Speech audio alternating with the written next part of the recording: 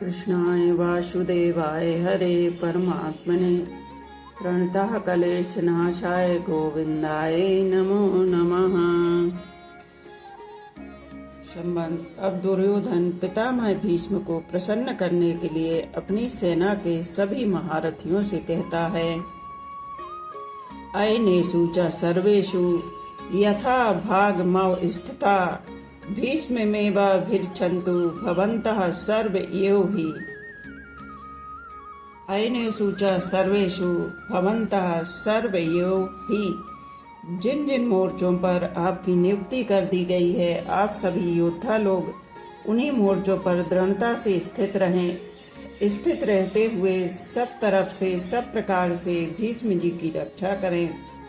भीष्म जी की सब ओर से रक्षा करें। यह कहकर दुर्योधन भीष्म जी को भीतर से अपने पक्ष में लाना चाहता है। ऐसा कहने पर का दूसरा भाव यह है कि जब भीष्म जी युद्ध करें तब किसी भी व्यूह द्वार से शिखंडी उनके सामने न आ जाए, इसका आप लोग ख्याल रखें। अगर शिखंडी उनके सामने आ जाएगा तो भीष्म जी उस पर शस्त्रास्त्र नहीं चलाएंगे, कारण कि शिखंडी पहले जन्म में भी स्त्री था और इस जन्म में भी पहले स्त्री था, पीछे पुरुष बना। इसलिए भीष्म जी इसको स्त्री ही समझते हैं और उन्होंने शिखंडी से युद्ध न करने की प्रतिज्ञा कर रखी है। यह शिखंडी शंकर के वरदान से भीष्म जी को मारने के लिए ही पैदा हुआ है। अतः जब शिखंडी से भीष्म जी की रक्षा हो जाएगी तो फिर वे सबको मार देंगे, जिससे निश्चित ही हमारी विजय होगी।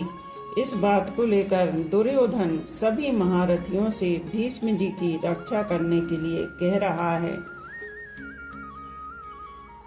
संबंध। द्रोणाचार्य के द्वारा कुछ भी न बोलने के कारण दुर्योधन का मानसिक उत्साह भंग हुआ। देखकर उसके प्रति भीष्म जी के किए हुए स्नेह सौहार्द की बात संजय आगे के श्लोक में प्रकट करते हैं।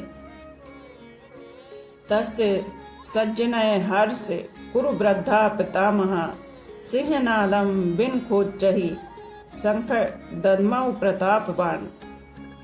व्याख्या। तस्य सज्जनयन हर्षम। यद्यपि दुर्योधन के हृदय में हर्ष होना शंख ध्वनि का कार्य है और शंख ध्वनि कारण है, इसलिए यहाँ शंख ध्वनि का वर्णन पहले और हर्ष होने का वर्णन पीछे होना चाहिए। अर्थात यहाँ शंख बजाते हुए दुर्योधन को हर्षित किया, ऐसा कहा जाता है। ऐसा कहा जाना चाहिए, परंतु यहाँ ऐसा ना कहकर यही कहा है कि दुर्योधन को हर्षित करते हुए भीष्म जी ने शंख बजाया। कारण कि ऐसा कहकर संजय यह भाव प्रकट कर रहे हैं कि पितामह भीष्म की शंख वादन क्रिया मात्र से दुर्योधन के हृदय में हर्ष उत्पन्न हो ही जाएगा। भीष्म जी के इस प्रभाव को घोतन करने के लिए ही संजय आगे प्रतापवान विशेषण देते हैं। कुरु वृद्धा। यद्यपि कुरु वंशियों में आयु की दृष्टि से भीष्म जी से भी अधिक वृद्ध वाहिक थे, जो कि भीष्म जी के पिता शांतनु के छोटे भाई थे। तथापि कुरुवंशियों में जितने बड़े बूढ़े थे उन सब में भीष्म जी धर्म और ईश्वर को विशेषता से जानने वाले थे। अतः ज्ञान वृद्ध होने के कारण संजय भीष्म जी के लिए कुरु वृद्धा विशेषण देते हैं। प्रतापवान। भीष्म जी के त्याग का बड़ा प्रभाव था। वे कनक कामनी के त्यागी थे, अर्थात उन्होंने राज्य भी स्वीकार नहीं किया और विवाह भी नहीं किया। भीष्म जी अस्त्र शस्त्र को चलाने में बड़े निपुण थे और शास्त्र के भी बड़े जानकार थे। उनके इन दोनों गुणों का भी लोगों पर बड़ा प्रभाव था।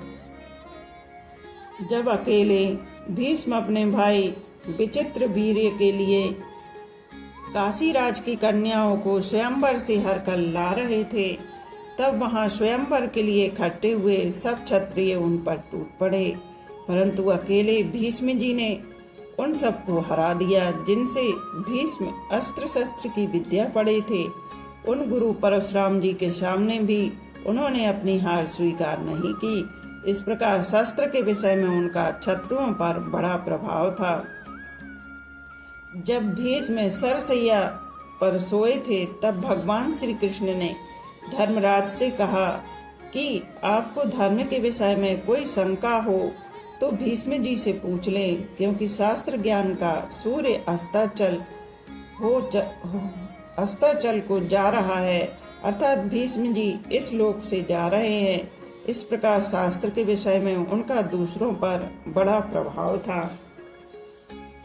पितामह इस पद का आशय यह मालूम देता है कि द्रोणाचार्य के द्वारा चालाकी से कही गई बातों का द्रोणाचार्य ने कोई उत्तर नहीं दिया। उन्होंने यही समझा कि दुर्योधन चालाकी से मेरे को ठगना चाहता है, इसलिए वे चुप ही रहे। परंतु पितामह दादा होने के नाते भीष्म जी को दुर्योधन की चालाकी में उसका बचपना दिखता है। अतः पितामह भीष्म द्रोणाचार्य के समान चुप न रहकर वात्सल्य भाव के कारण दुर्योधन को हर्षित करते हुए शंख बजाते हैं। सिंहनादम विनखोच्चहि शंखम दद्मौ। जैसे सिंह के गर्जना करने पर हाथी आदि बड़े बड़े पशु भी भयभीत हो जाते हैं, ऐसी गर्जना करने मात्र से सभी भयभीत हो जाए और दुर्योधन प्रसन्न हो जाए, इसी भाव से भीष्म जी ने सिंह के समान गरज कर जोर से शंख बजाया। परिशिष्ट भाव। दुर्योधन के साथ द्रोणाचार्य का विद्या का संबंध था और भीष्म जी का जन्म का अर्थात कौटुंबिक संबंध था। जहाँ विद्या का संबंध होता है वहाँ पक्षपात नहीं होता, पर जहाँ कौटुंबिक संबंध होता है वहाँ स्नेहवश पक्षपात हो जाता है। अतः दुर्योधन के द्वारा चालाकी से कहे गए वचन सुनकर द्रोणाचार्य चुप रहे, जिससे दुर्योधन का मानसिक उत्साह भंग हो गया। परंतु दुर्योधन को उदास देखकर कौटुंबिक स्नेह के कारण भीष्म जी शंख बजाते हैं। संबंध। पितामह भीष्म के द्वारा शंख बजाने का परिणाम क्या हुआ, इसको संजय आगे के श्लोक में कहते हैं। ततः शंखाश्च भैर्यश्च पड़वानक गोमुखा सहसेभ्याम हन्यत स शब्दस्तु मुलोश्च भवत। व्याख्या। तथा शंखाश्च भैर्यश्च पड़वानक गोमुखा। यद्यपि भीष्म जी ने युद्ध आरंभ की घोषणा करने के लिए शंख नहीं बजाया था, प्रत्युत दुर्योधन को प्रसन्न करने के लिए ही शंख बजाया था। तथापि कौरव सेना ने भीष्म जी के शंख वादन को युद्ध की घोषणा ही समझा। अतः भीष्म जी के शंख बजाने पर कौरव सेना के शंख आदि सब बाजे एक साथ बज उठे। शंख समुद्र से उत्पन्न होते हैं। ये ठाकुर जी की सेवा पूजा में रखे जाते हैं और आरती उतारने आदि के काम में आते हैं। मांगलिक कार्यों में तथा युद्ध के आरंभ में ये मुख से फूंक देकर बजाए जाते हैं। भेरी नाम नगाड़ों का है। जो बड़े नगाड़े होते हैं उनको नौबत कहते हैं। ये नगाड़े लोहे के बने हुए और भैंसे के चमड़े से मड़े हुए होते हैं तथा लकड़ी के डंडे से बजाए जाते हैं। ये मंदिरों में एवं राजाओं के किलों में रखे जाते हैं। उत्सव और मांगलिक कार्यों में ये विशेषता से बजाए जाते हैं। राजाओं की यहाँ ये रोज बजाए जाते हैं। पड़ाव नाम ढोल का है। ये लोहे के अथवा लकड़ी के बने हुए और बकरे के चमड़े से मड़े हुए होते हैं तथा हाथ से या लकड़ी के डंडे से बजाए जाते हैं। ये आकार में ढोलकी की तरह होने पर भी ढोलकी से बड़े होते हैं। कार्य के आरंभ में पड़वर्गों को बजाना गणेश जी के पूजन के समान मांगलिक माना जाता है। आनक नाम मृदंग का है। इनको पखावज भी कहते हैं। आकार में ये लकड़ी की बनाई हुई ढोलकी के समान होते हैं। ये मिट्टी के बने हुए और चमड़े से मड़े हुए होते हैं तथा हाथ से बजाए जाते हैं। गोमुख नाम नरसिंघे का है। ये आकार में सांप की तरह टेढ़े होते हैं और इनका मुख गाय की तरह होता है। ये मुख की फूंक से बजाए जाते हैं। सहसेवाभ्य हन्यत। कौरव सेना में उत्साह बहुत था, इसलिए पितामह भीष्म का शंख बजते ही कौरव सेना के सब बाजे अनायास ही एक साथ बज उठे। उनके बजने में देरी नहीं हुई तथा उनको बजाने में परिश्रम भी नहीं हुआ। सह शब्दस्तु मुलुस भवत। अलग अलग विभागों में टुकड़ियों में खड़ी हुई कौरव सेना के शंख आदि बाजों का शब्द बड़ा भयंकर हुआ, अर्थात उनकी आवाज बड़ी जोर से गूंजती रही। संबंध। इस अध्याय के आरंभ में ही धृतराष्ट्र ने संजय से पूछा था कि युद्ध क्षेत्र में मेरे और पांडु के पुत्रों ने क्या किया। अतः संजय ने दूसरे श्लोक से 13वें श्लोक तक धृतराष्ट्र के पुत्रों ने क्या किया इसका उत्तर दिया। अब आगे के श्लोक से संजय पांडु के पुत्रों ने क्या किया इसका उत्तर देते हैं।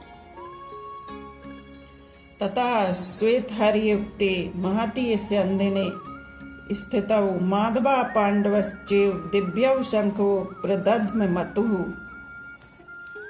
व्याख्या। तथा श्वेतहर्युक्ते चित्ररथ गंधर्व ने अर्जुन को 100 दिव्य घोड़े दिए थे। इन घोड़ों में यह विशेषता थी कि इनमें से युद्ध में कितने ही घोड़े क्यों न मारे जाएं, पर इस संख्या में 100 के 100 ही बने रहते थे, कम नहीं होते थे।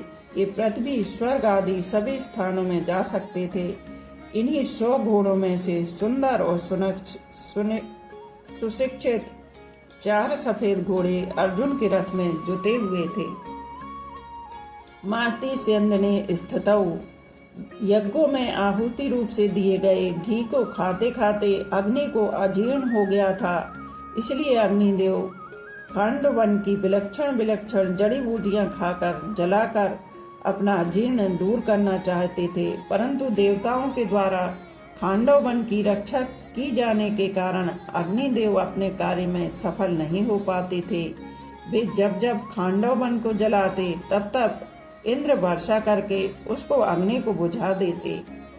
अंत में अर्जुन की सहायता से अग्नि ने उसे पूरे वन को जलाकर अपना अजीर्ण दूर किया और प्रसन्न होकर अर्जुन को यह बहुत बड़ा रथ दिया। 9 बैलगाड़ियों में जितने अस्त्र शस्त्र आ सकते हैं उतने अस्त्र शस्त्र इस रथ में पड़े रहते थे। यह सोने से मढ़ा हुआ और तेजोमय था। इसके पहिए बड़े ही दृढ़ एवं विशाल थे। इसकी ध्वजा बिजली के समान चमकती थी। यह ध्वजा 1 योजन 4 कोस तक फहराया करती थी। इतनी लंबी होने पर भी इसमें ना तो बोझ था, न यह कहीं रुकती थी और न कहीं वृक्ष आदि में अटकती ही थी। इस ध्वजा पर हनुमान जी विराजमान थे। स्थितौ कहने का तात्पर्य यह है कि उस सुंदर और तेजोमय रथ पर साक्षात भगवान श्री कृष्ण और उनके प्यारे भक्त अर्जुन के विराजमान होने से उस रथ की शोभा और तेज बहुत ज्यादा बढ़ गया था। माधवा पांडवश्चैव। माँ नाम लक्ष्मी का है और धव नाम पति का है, अतः माधव नाम लक्ष्मी पति का है। यहाँ पांडव नाम अर्जुन का है, क्योंकि अर्जुन सभी पांडवों में मुख्य हैं। पांडवा नाम धनंजय। अर्जुन नर के और श्री कृष्ण नारायण के अवतार थे। महाभारत के प्रत्येक पर्व के आरंभ में नर अर्जुन और नारायण भगवान श्री कृष्ण को नमस्कार किया गया है। नारायणम नमस्कृत्यम नरम चैव नरोत्तमम्। इस दृष्टि से पांडव सेना में भगवान श्री कृष्ण और अर्जुन ये दोनों मुख्य थे। संजय ने भी गीता के अंत में कहा है कि जहाँ योगेश्वर भगवान श्री कृष्ण और गांडवी धनुषधारी अर्जुन रहेंगे, वहीं पर श्री विजय विभूति और अटल नीति रहेगी। दिव्यौ शंखौ प्रदध्म मतहु। भगवान श्री कृष्ण और अर्जुन के हाथों में जो शंख थे वे तेजोमय और अलौकिक थे। उन शंखों को उन्होंने बड़े जोर से बजाया। यहाँ शंका हो सकती है कि कौरव पक्ष में मुख्य सेनापति पितामह भीष्म है, इसलिए उनका सबसे पहले शंख बजाना ठीक ही है, परंतु पांडव सेना में मुख्य सेनापति धृष्टद्युम्न रहते हुए ही सारथी बने हुए भगवान श्री कृष्ण ने सबसे पहले शंख क्यों बजाया? इसका समाधान है कि भगवान सारथी बने, चाहे महारथी बने, उनकी मुख्यता कभी मिट ही नहीं सकती। वे जिस किसी पर भी पद पर रहें, सदा सबसे बड़े ही बने रहते हैं, कारण कि वे अच्युत हैं, कभी च्युत होते ही नहीं। पांडव सेना में भगवान श्री कृष्ण ही मुख्य थे और वे ही सबका संचालन करते थे। जब वे बाल्यावस्था में थे, उस समय भी नंद, उपनंद आदि उनकी बात मानते थे। तभी तो उन्होंने बालक श्री कृष्ण के कहने से परंपरा से चली आई इंद्र पूजा को छोड़कर गोवर्धन की पूजा करनी शुरू कर दी। तात्पर्य है कि भगवान जिस किसी अवस्था में, जिस किसी स्थान पर और जहाँ कहीं भी रहते हैं, वहाँ भी मुख्य ही रहते हैं। इसलिए भगवान ने पांडव सेना में सबसे पहले शंख बजाया। जो स्वयं छोटा होता है वही ऊंचे स्थान पर नियुक्त होने से बड़ा माना जाता है, अतः जो ऊंचे स्थान के कारण अपने को बड़ा मानता है वह स्वयं वास्तव में छोटा ही होता है। परंतु जो बड़ा होता है वह जहाँ भी रहता है उसके कारण वह स्थान भी बड़ा माना जाता है। जैसे भगवान यहाँ सारथी बने हैं तो उनके कारण वह सारथी का स्थान पद भी ऊंचा हो गया। शेष आगे के श्लोक कल कहेंगे। आप लोग ज़्यादा से ज़्यादा सब्सक्राइब और लाइक कमेंट करें। बोलो श्री कृष्ण गोविंद हरे मुरारी, हे नाथ नारायण वासुदेवा। श्री कृष्ण गोविंद हरे मुरारी, हे नाथ नारायण वासुदेवा।